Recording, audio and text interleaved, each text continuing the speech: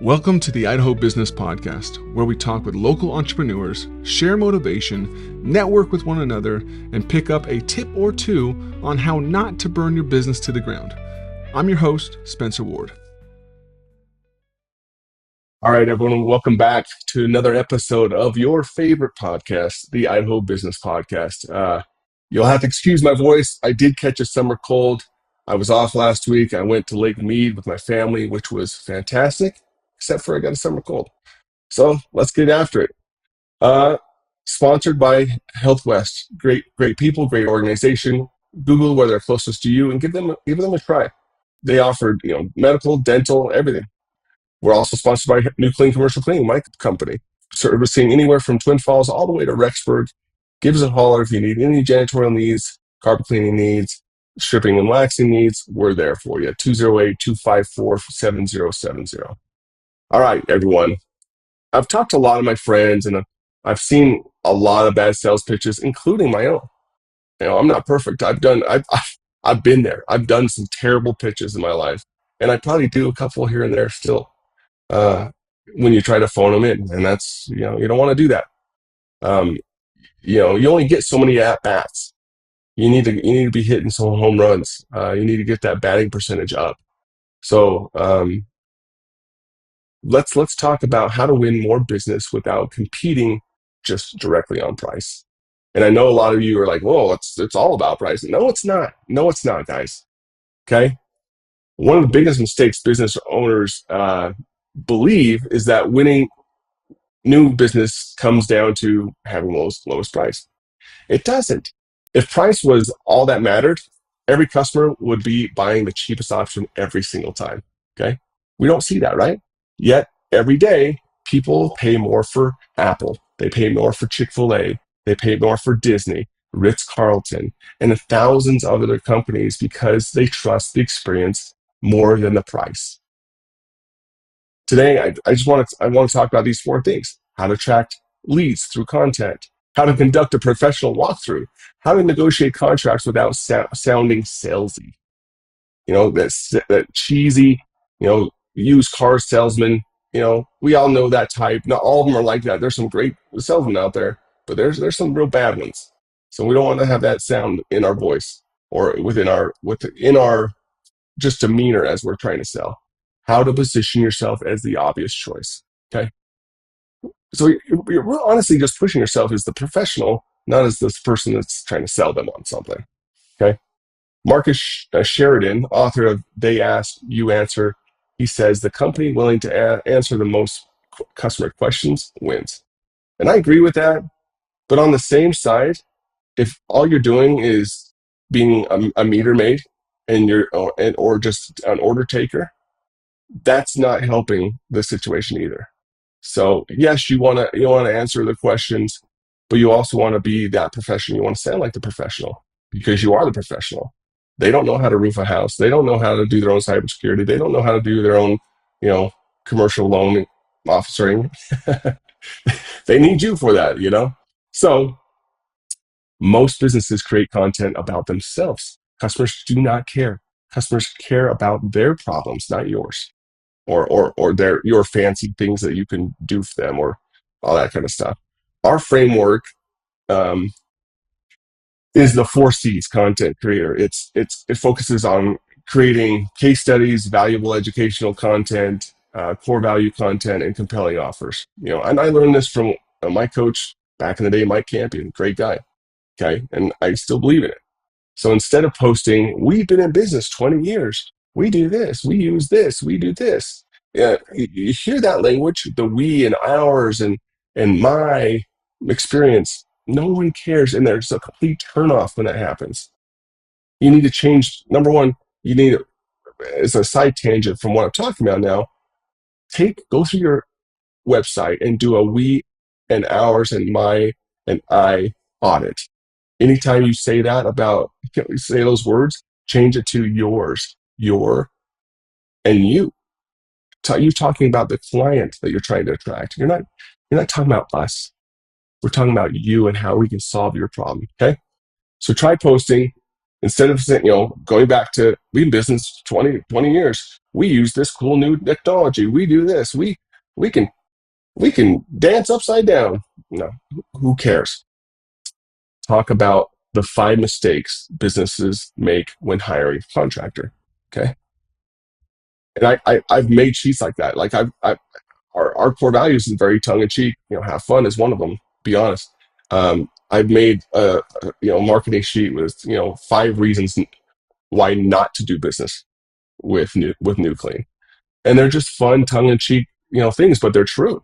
If you're looking for certain types of businesses or certain types of procedures or situations, we're not your people. So yeah, 5 mistakes businesses make when hiring a contractor. No. And then how to know if you're overpaying for service. Okay.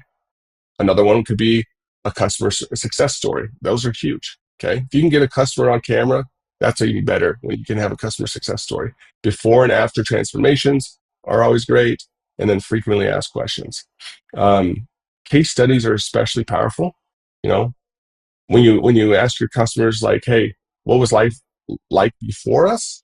What made you finally decide to make a change? What is your life like now? Those are great because people don't buy services, they buy outcomes. Okay. And even when it comes to products, they're not buying a product, they're buying the outcome of what that product can do for them. All right. So let's move on to this. Chris Voss. I went to one of his classes in Las Vegas a year ago. Fantastic guy, super smart dude. I, the author of Never Split the Difference. So if you haven't read that book, put that on your list and read it. He's a former FBI hostage negotiator and teaches that the person asking the right questions controls the conversation. This guy is brilliant. I freaking love this guy. Most business owners answer inquiries like this. Sure, I'd love to come out and give you a quote. Instead, you got to qualify them first. Okay. Don't be desperate. You know, yeah, we all want business. We all want to win more business, but not all money is good money. Okay. You need to have some qualifying things before you go out, before you'll, start up your diesel or even your cyber vehicle and drive all the way out to that person's location to give them a quote. Okay. Some of the things that we ask for is what type of business are you? What frequency or service level do you need? Okay. What made you reach out today? And we're digging a little at pain right there. Okay. Then what's not working? Another pain nudge. Okay. We're not doing too much pain right now, but we just want to get a little bit of information. And then how quickly do you need to how quickly do you need this solved? It's a big one. Okay. And then they're giving you a time frame. They're like, oh, I got to get this done. Like I'm literally seeing the sky in my roof right now. Or what, I'm literally seeing hackers in my website changing, a picture of me into Winnie the Pooh doing something unspeakable. Whatever it is, if you get them to say how quickly they need to solve the problem, it's going to put it in their mind too. Like, oh, there's some urgency here. Okay. So notice something. These aren't sales questions. They're problem discovery questions. They're not trying to sell. You're trying to diagnose. The best doctors ask questions before prescribing treatment. When you go into a doctor, does he just look at you and be like, oh yeah, you got hepatitis, or yeah, you got that old. I don't know. I have no idea what when it comes to elements, but just think of ridiculous things. You're going there for a foot pain, and they're telling you you're bald or something. It doesn't match. You got to ask those questions. They have to ask those questions to know how to treat you. Same with us as contractors, as businesses. We need to ask questions so we can have that diagnosis. Okay. So the best people do the same thing. Okay. The best salespeople do the same thing. This is where most business owners lose credibility. Okay. They walk around, they'll take measurements when they go on a quote, they'll write their notes, and that's what everyone does. Instead, become the consultant. Okay. During the walkthrough, ask pain questions like, what's frustrating you today? What would you like to see? Like, what would you like to improve? What's the biggest issue you're dealing with? Big ones right there, guys. Then ask about impact. How does that affect your staff? It's a big one right there. Okay. How does that affect customers? And what happens if nothing changes? It could be, if you're dealing with another business, what happens if nothing changes? Well, I could lose my job because my boss is breathing down my neck to make sure this gets fixed now. So that's the real pain. It's not like, oh, I'm getting hacked. That's the pain. Yeah, that's a pain, obviously. But the biggest pain for them is they're looking bad in front of their boss. So you're looking for pains like that. Okay. In my company, I'll ask my, some of my management and stuff like that. And, hey, what do you think these guys' pains are? I'm like, well, they just don't like bad janitorial cleaning. Well, ding, ding, ding. Everyone will say that because no one wants a subpar janitorial cleaning service, but there's a reason behind that. They're looking bad in front of their boss. They're getting tired of hearing everything from their coworkers, sending them countless emails to their desk or whatever it is. You got to dig that out. Okay. Then ask about success. If we were sitting here a year from now, what would have to happen for you to feel great about this decision? It's a big one. It's a big one right there, guys. Easy. And sometimes it's not easy because you're asking these questions and you're like, so some of these questions I'm asking seem simple or even dumb for me to ask, but no, just ask them, and see what you get. No, so now you're uncovering motivation, not just gathering specifications. Customers don't buy services, they buy relief from pain. And I love that. They don't buy services or products, they buy relief from pain. Okay. I hurt my back, what, 2.5 weeks ago. And I'm telling you, we put a new trampoline in for my kids, and a moron that I am, and I want to play with my kids. At one point, I had all four of my kids on my back, just bouncing around on the trampoline, having fun, wrestling with them. I woke up the next morning, I could barely move. And at that point, I was on Amazon. I spent probably $300 on a device that helped put my body in traction, on a belt. I booked, a chiropractor the next day. Anything I could to get out of that freaking pain. And you guys got to think of the same way when it comes to sales. People are in pain. The reason you're getting a call because there is some kind of pain, even if it's I want my house remodeled. Okay, there's still pain. Maybe it's because, hey, Sally, my next door neighbor, has a new kitchen. My kitchen looks like crap. There's a pain there. They want to look good in front of their next door neighbor, Sally. Get to that. Start talking towards that. So now, going back to Chris Voss here, one of his most famous concepts is the no-orientated questions. Okay, instead of chasing yes, make it safer for your prospects to say no. And this is going to sound weird for you, but because it was for me when he presented it to me. But guys, I'm telling you, this is awesome. So examples include: is now a bad time to talk? No. Are you against exploring some options? No. Let's do it. Would it be ridiculous to look at another approach? No, not at all. Are you opposed to solving this problem? No. Let's rock and roll with it. Okay. People feel protected when they say no. Pressure creates resistance. Safety creates conversations. And this is why hard closing tactics often backfire. Okay. And you'll see all those those hardcore sales approaches.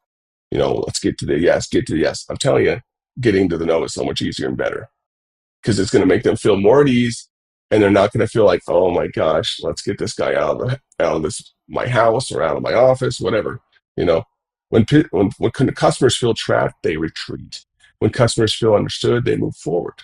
Okay, so one of the strongest concepts from the shock and awe presentation framework is using a simple 3-step teaching process.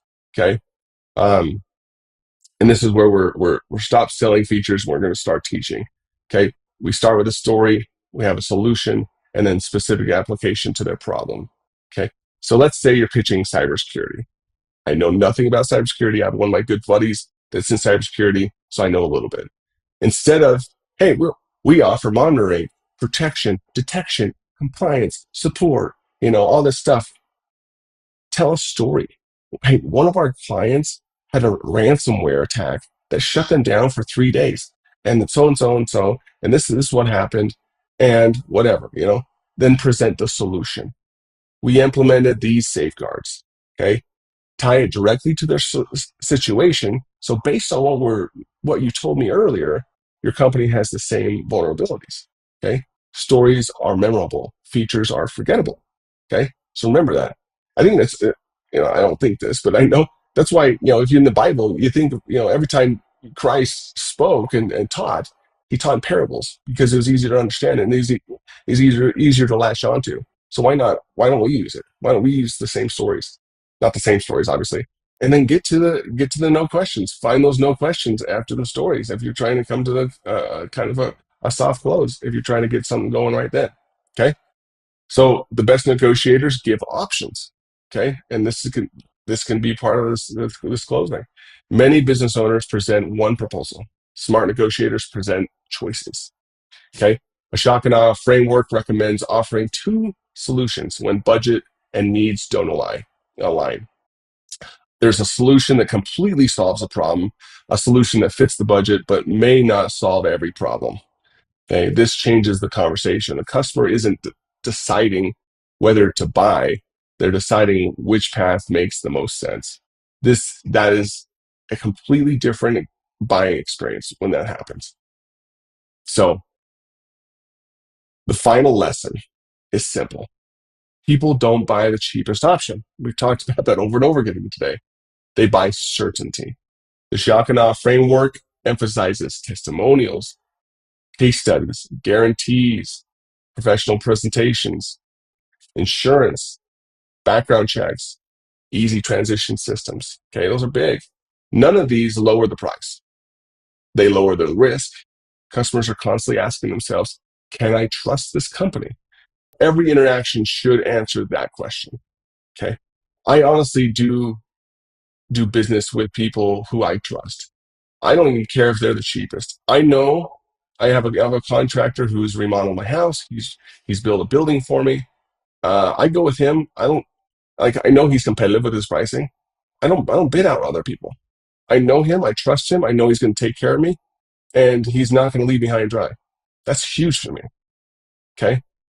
So if you want to win more business, create content that solves problems, ask better questions, conduct walkthroughs like a consultant, okay, not like a salesman. Negotiate with curiosity instead of pressure. Teach instead of pitch. Present options instead of ultimatums, and then reduce risk instead of reducing price, okay? Because at the end of the day, the companies that win aren't usually the cheapest. They're the ones that make the customer feel the most confident in saying yes. That's huge, everyone.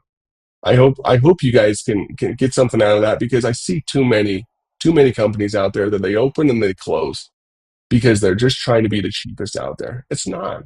In my company, like I know we're different from other janitorial companies, and this is not a sales pitch for us at all.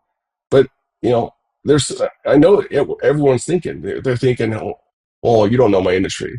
Well, it's hard. It's got to be all on price because we all can pretty much do the same thing. Yeah, you're right. Look at janitorial services. We all do the same thing. We all go in their business after they're out after closing time, and we service their facilities. Okay. The difference is what amenities and what services do we offer and management do we have to make sure that gets done every night instead of a call the next day saying, hey, sorry, Joey didn't show up last night, so your place wasn't cleaned. No, that doesn't happen with us. Or what happens when something isn't satisfactory? What's a step that they have in place besides just bringing you donuts to apologize? No, we have steps in place. We have guarantees in place that doesn't put their money at risk. So there's things like that you guys can put in place in your businesses to like you said, to consolidate that risk for that client. It's not always about the price. If it was about the price, I wouldn't have a business. I'm not the cheapest out there. I don't want to be the cheapest out there, and you shouldn't want to be that either. So go out there, go get some more at bats. If you're struggling just not getting enough leads, make some content.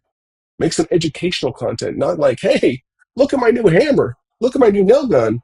Oh, look at my new computer. Look at my new desk. All this kind of stuff is here for you. No, they don't care, guys. They don't care. Do something that's going to impact their life. You know, 5 reasons why you shouldn't do business with us. 5 mistakes that people make when da da da. Do stuff like that that's contrary to what they're used to reading. Okay. Have a great day. Have a great week. Be grateful, be happy, and find opportunities to serve others. Adios. That's it for today's Idaho Business Podcast. Hopefully you learned something new. And if you didn't, I've got a cheat code for you. Go to theidahobusinesspodcast.com, enter your email, and get my 20 golden rules for business. It's packed with my best advice, plus it's free. Subscribe, leave a review, share this with a friend. Until next time, keep hustling, keep laughing, and keep Idaho awesome.